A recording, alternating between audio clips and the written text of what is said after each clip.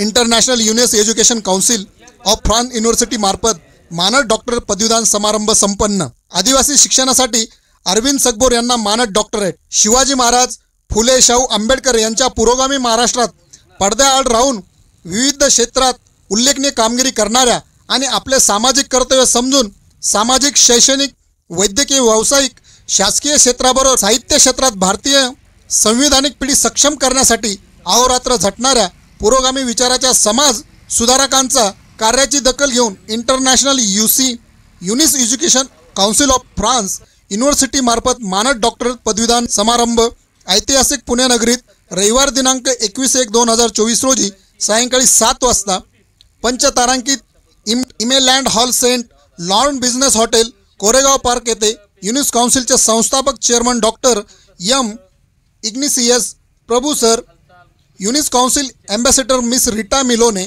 Selection committee head Unis council doctor Gayatri Devi, council Maharashtra state director doctor Ganesh Waikar, माजी अध्यक्ष बाल कल्याण समिती सांगली जिल्हा डॉक्टर प्राध्यापक गौतम प्रज्ञा सूर्य sir, doctor Pramod Kumar Mane, doctor प्राध्यापक संतोष कदम सर यांच्या प्रमुख उपस्थित मार्गदर्शनानंतर मानद डॉक्टरेट पदवीदान खालील विविध क्षेत्रातील मान्यवरांना प्रदान करण्यात आली।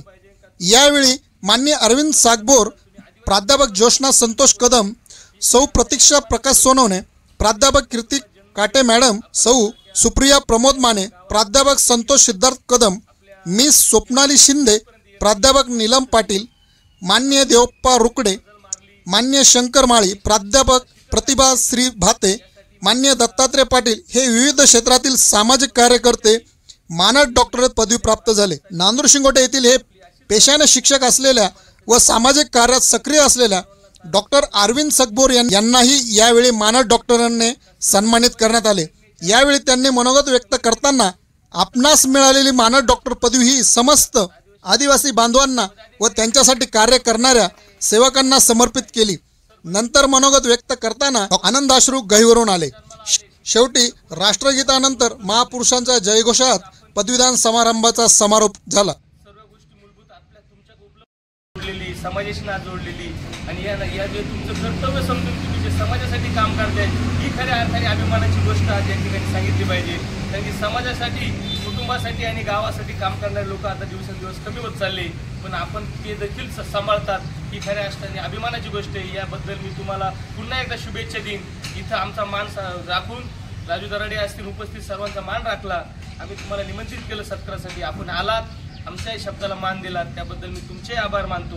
उपस्थित माजी सरपंच रामनाथ शेळके असतील, आत्ताचे आमचे सरपंच शिवराम शेळके असतील, सोसायटी चेअरमन सोमनाथ नवले, आमचे शालेय समितीचे अध्यक्ष राजू दराडे, गणी सय्यद आहे, त्यानंतर आमचे पांडुरंग शेळके, बाळासाहेब वाकचौरे, अशोक नवले, माजी सरपंच शरद भाऊ शेळके, पंचकृषी आचार्य, आमचे पंचकृषी केंद्राचे मालक सम्राट सांगळे, चंद्रकांत कांगणे, आदिवासी नेतृत्व यांना मार्गदर्शन आमचे एकनाथ भाऊ आगिवले, तसेच आमचे ज्येष्ठ नेते पांडुदादा शेळके। नाव घ्यायचं कारण असं की तुमची ओळख होणं महत्त्वाचं होतं, म्हणून सर्वांचे नाव घेतले।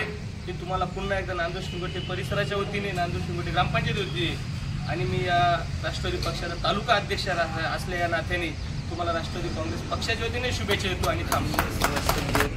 खरं तर लहानपणीच वडिलांचं छत्र हरवलं। माझी आई निरक्षर आहे, अडाणी आईच्या संस्कारात मी लहानचा मोठा झालो, परंतु लहानचा मोठा होत असताना निरक्षर माता असल्यामुळे मला तेवढं स्वातंत्र्य मिळत गेलं। मी जे काही करल त्याच्यावरती आईने विश्वास ठेवला।